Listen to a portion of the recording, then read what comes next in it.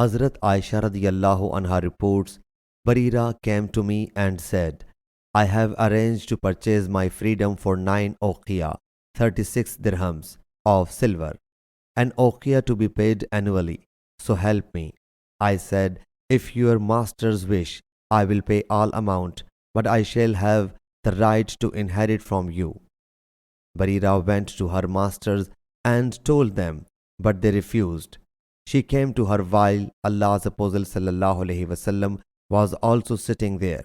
She said, I conveyed them the message, but they refused, except when the right to inherit would go to them.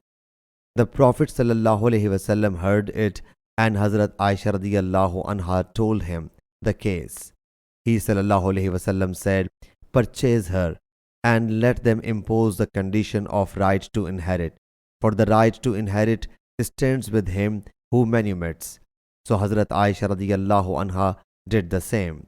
Then Allah's Apostle sallallahu alaihi wasallam stood up among the people and after praising and glorifying Allah Jalla Jalaluhu said, to proceed, what is the matter which those people who impose such conditions as are not in Allah's book?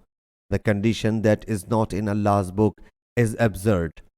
Though these are 100, Allah's decision is the truest and Allah's condition is the firmest.